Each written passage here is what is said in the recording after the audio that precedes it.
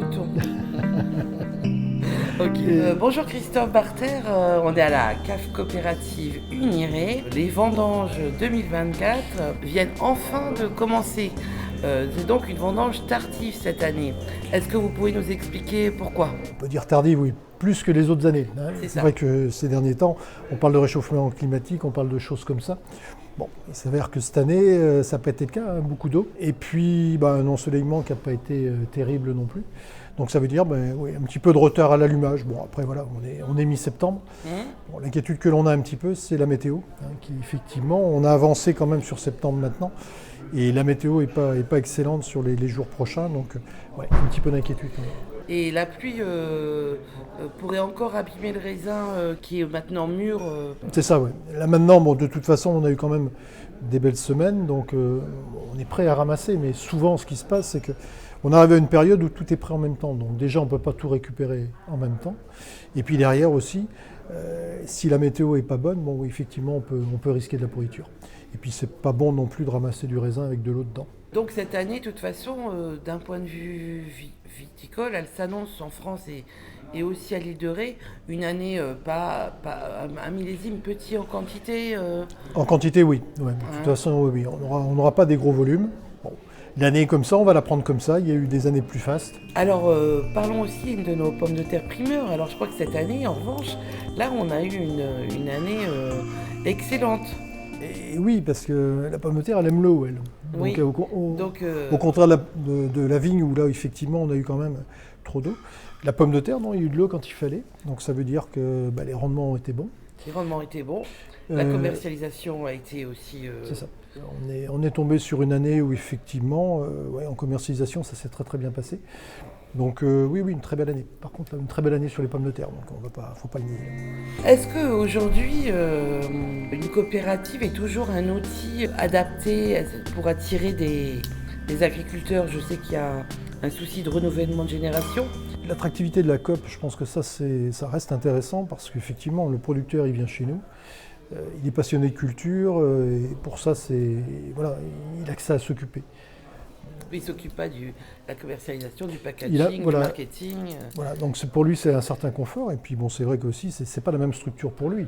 Si lui, il a tout ça à s'occuper, ça demande des investissements. Enfin voilà, n'importe qui ne peut pas le faire non plus. Puis travailler en commun, mettre les idées en commun, je trouve que ça, c'est quand même bien. Ouais, je trouve que ce modèle-là, moi, je continuerai à le défendre, ça c'est clair.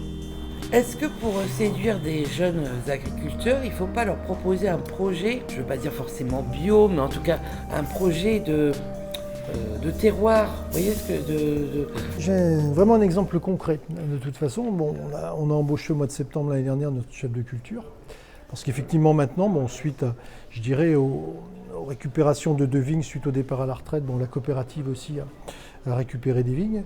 Et comme ça a grandi au niveau de ces vignes-là, il a fallu qu'on mette un chef de culture pour travailler. Qu'est-ce que c'est qu'un chef de culture ? C'est quoi son rôle ? Il est sur le tracteur, il travaille la vigne, en fin de compte, c'est un vigneron. D'accord. Pour nous, c'est chef de culture coopérative, mais c'est un vigneron au même titre que les vignerons de la coopérative. D'accord, il va aller travailler les vignes de tout le monde en fait. Non, il travaille les vignes de la coopérative. Ah d'accord. Voilà, ok. Simplement. Et ça, pour lui, c'est quelqu'un, quand il est arrivé, n'était pas du tout d'ici, puisque c'est un breton. Et le projet l'a séduit en disant, c'est quelqu'un qui voulait s'installer et tout ça. Voilà. Et alors après, effectivement, il faut trouver logement, il y a tout ça aussi. Parce que pour attirer aussi le métier effectivement attractif, oui. Mais derrière, après, il faut les infrastructures. Ça veut dire quoi ? Ça veut dire qu'il faut trouver du logement, trouver des hangars. Enfin, il y a tout ça aussi. C'est ça qui est compliqué aussi, un petit peu sur l'île de Ré. Alors, concernant le cognac, on voit dans les médias là, qu'il y a une crise avec la Chine. Qu'est-ce que ça représente la part de vignes pour produire du cognac ici ? Sur l'île de Ré, on est à peu près sur la moitié. La moitié du vignoble sert à faire du cognac. C'est quand même très important. C'est quand même important. Ouais.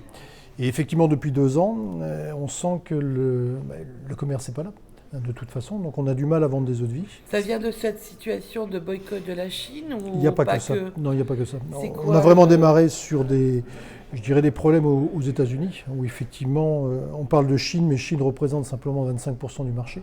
Sur les États-Unis, pardon, on est sur des 2 tiers des ventes quand même. Et là, effectivement, l'après-Covid a été compliqué. C'est-à-dire que je pense que ça a été bien vendu, survendu au moment du Covid, et puis après, derrière, ça c'était vraiment stocké sur place. Et on s'aperçoit que là, voilà, il y a vraiment un gros souci sur les États-Unis. Stratégiquement, c'est compliqué pour une structure comme ici à l'île de Ré. Qu'est-ce qu'on se demande? Qu'est-ce qu'on fait? Déjà, laisser passer, on en a vécu d'autres crises, de toute façon. Bon.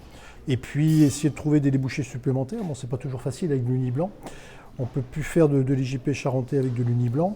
Donc maintenant, c'est ça. C'est forcément un cépage qui est destiné au cognac. Maintenant, oui. On peut faire vraiment que du cognac. On fait du pinot aussi avec. Donc effectivement, pourquoi pas faire un petit peu plus de pinot. Puis réfléchir un peu sur des vins mousseux de qualité aussi. À base de nid blanc aussi. Mais c'est vrai que c'est des réflexions qu'on peut avoir pour essayer de trouver des débouchés supplémentaires. Ça ne remplacera jamais ce qu'on peut faire en cognac. Et je dirais la rémunération du cognac, mais de toute façon, il faut trouver des débouchés supplémentaires, parce qu'en cognac, qu'est-ce qui va se passer? On nous réduit les rendements, puisque de toute façon, il y a moins de débouchés. Le fait de réduire les rendements, après, si on vend moins, on stockera. Donc on va stocker. À un moment donné, quand même. La coopérative Rétez, elle travaille avec quelle maison de négoce de cognac? On travaille, on est contractualisé là avec Camus. Depuis plus de 20 ans, on travaille avec Camus sur un contrat. Et après, effectivement, on vend aux autres petites maisons de cognac, et en fonction de l'offre et de la demande. Alors ça veut dire qu'actuellement, l'offre, elle n'est pas excellente, il n'y en a pas beaucoup. Donc, pour le moment, la partie Camus, il n'y a pas de problème, ça c'est vendu. C'est une grosse marque. Voilà, et c'est contractualisé, donc ça c'est bon. Après, sur le reste, c'est un petit peu plus compliqué. Merci beaucoup, Christophe. Merci à vous, Virginie. Panorama global. Merci, Virginie.